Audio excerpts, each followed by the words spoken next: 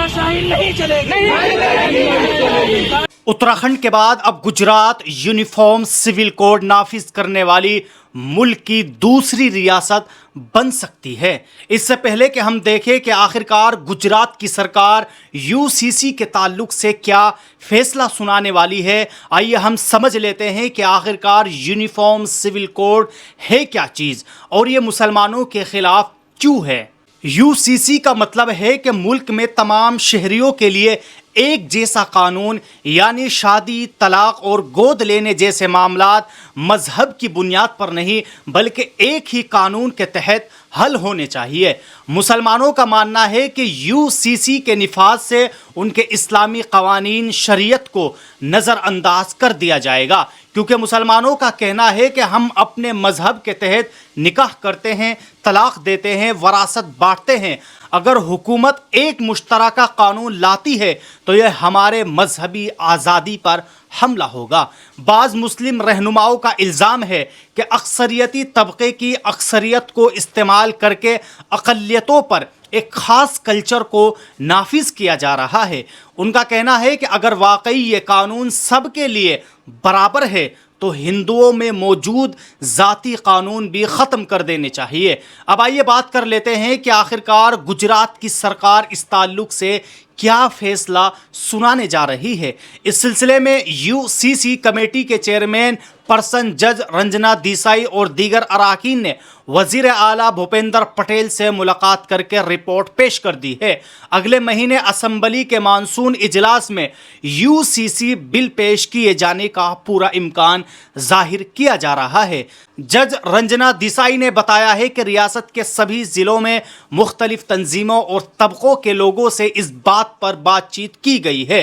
1,15,000 मशवरे इस रिपोर्ट में शामिल किए गए हैं। हुकूमत के तर्जुमान वजीर ऋषिकेश पटेल ने बताया कि यूसीसी कमेटी की रिपोर्ट मिली है, हुकूमत इसका संजीदगी से मुताला करेगी। जस्टिस रंजना देसाई ने कहा है कि कमेटी ने हर एक ज़िले का दौरा किया है, समाज के सभी तबकों के लोगों से बातचीत की है और उनके रद्द अमल को यकसा सिविल कोड पर अपनी रिपोर्ट में शामिल किया गया है। उन्होंने ये भी कहा है कि हतमी रिपोर्ट आने वाले दिनों में बाज़ाब्ता तौर पर पेश कर दी जाएगी, जिसके बाद हुकूमत इस पर अमल करने का फैसला करेगी। गुजरात हुकूमत के एक तर्जुमान ने तस्दीक की है कि कमेटी ने ऑनलाइन और ऑफलाइन दोनों तरह से अवाम के इजहार ख्याल को जमा किया है और मुख्तलिफ तबकों के दरमियान मीटिंगें की है।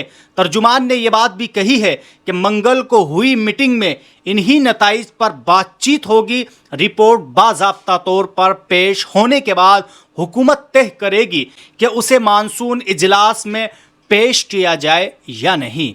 एक इंतहाई ज़रूरी खबर पर बात करने से पहले आपको बताना चाहेंगे, अगर कोई उम्रे पर जाने का ख्वाहिशमंद है तो वो इस ऐलान को ज़रूर देखें। दिल्ली के शाहीन बाग से उम्रे पर जाने वालों के लिए एक बड़ी खुशखबरी।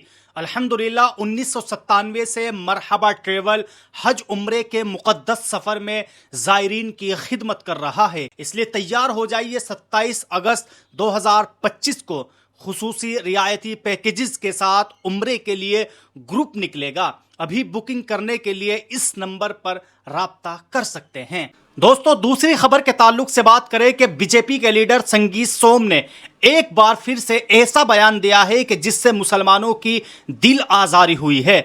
उनका कहना है कि दहशतगर्दी का मजहब होता है और हर दहशतगर्द मुसलमान होता है। उन्होंने ये बात मीडिया से गुफ्तगू करते हुए कही। उनका कहना था कि इस्लाम के मानने वाले अक्सर दहशतगर्दी में मुलव्विस पाए जाते हैं।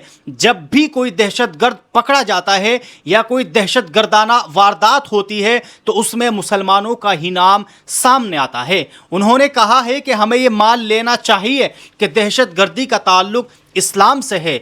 जो लोग ये कहते हैं कि दहशतगर्दी का कोई मजहब नहीं होता, वो हकीकत से नजरें चुरा रहे हैं। संगीत सोम ने मजीद कहा है कि मुल्क में होने वाली बेशतर दहशतगर्दाना सरगर्मियों के ताने बाने मुसलमानों से ही जाकर क्यों मिलते हैं।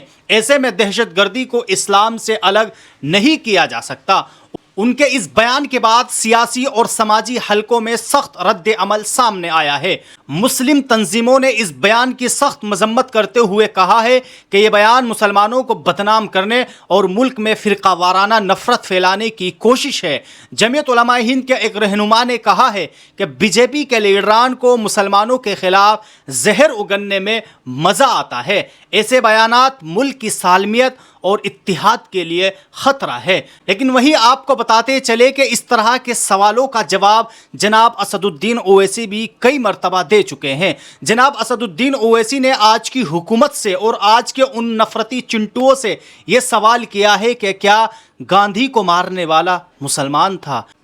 بہرحال حکومت سے مطالبہ کیا جاتا ہے کہ سنگی سوم جیسے افراد کے خلاف سخت کارروائی کی جائے جو مسلسل نفرت انگیز بیانات دے کر ماحول کو خراب کر رہے ہیں۔ یاد رہے کہ سنگی سوم اس سے قبل بھی کئی بار متنازع بیان دے چکا ہے۔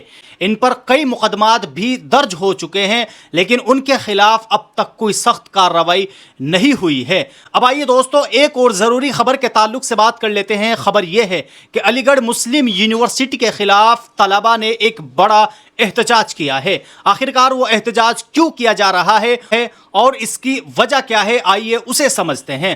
علی گڑھ مسلم یونیورسٹی نے اچانک اپنی فیس میں 36% اضافہ کر دیا ہے، جس کے خلاف یونیورسٹی کے طلباء نے شدید احتجاج شروع کر دیا ہے۔